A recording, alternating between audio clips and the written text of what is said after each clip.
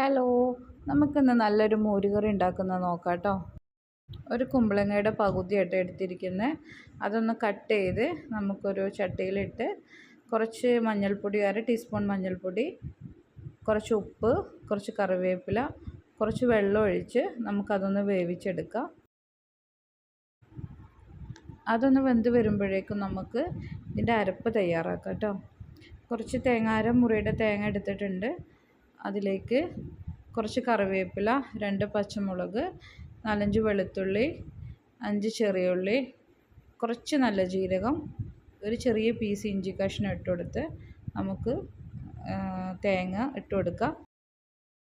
നമ്മൾ ഈ ജാറിലേക്ക് വെള്ളമല്ല കേട്ടോ ഉപയോഗിക്കുന്നത്. നമുക്കതിൻ്റെ പകരം തൈര് ഇട്ട് കൊടുക്കുക. തൈര് ഇട്ട് കൊടുത്തിട്ട് നമുക്കതൊന്ന് അടിച്ചെടുക്കാം കേട്ടോ.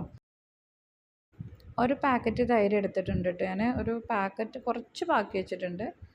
നമുക്ക് എത്രയാണോ, നമ്മൾ ഒരുപാട് ഉണ്ടാക്കുകയാണെങ്കിൽ ചിലപ്പോൾ നമുക്ക് 1.5 പാക്കറ്റൊക്കെ വേണ്ടി വരും കേട്ടോ തൈര്. എന്നിട്ട് നമ്മൾ അത് നല്ലോണം അരച്ചെടുക്കണം കേട്ടോ. കുമ്പളങ്ങ വെന്തിട്ടുണ്ട്. അതിലേക്ക് നമ്മൾ ഈ അരപ്പ് ഇട്ട് കൊടുത്ത് ഒന്ന് നീട്ടിക്കൊടുത്ത് ഒന്ന് വെള്ളമൊക്കെ ഒഴിച്ചു കൊടുത്ത് അതിൻ്റെ ഒരു പാകത്തിനാക്കി എടുക്കുക.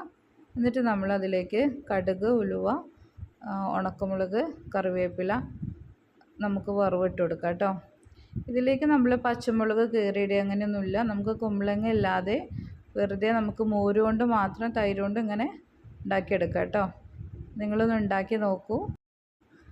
നമുക്ക് വറവിടുമ്പോഴേ വേണമെങ്കിൽ ഇച്ചിരി തീ ഓഫ് ചെയ്തിട്ട് നമുക്ക് ഇച്ചിരി മുളകും പൊടി ഇട്ട് കൊടുക്കാം കേട്ടോ. വേണമെന്നുണ്ടെങ്കിൽ മതി. ചിലർക്ക് മഞ്ഞക്കറി ആയിരിക്കും ഇഷ്ടം. എന്തായാലും നല്ലൊരു കറിയാണ്. എല്ലാവരും ഒന്ന് ഉണ്ടാക്കി നോക്കൂ. എൻ്റെ ചാനലൊന്ന് സബ്സ്ക്രൈബ് ചെയ്യണേ, ഷെയർ ചെയ്യണേ, ലൈക്ക് ചെയ്യണേ. Thank you.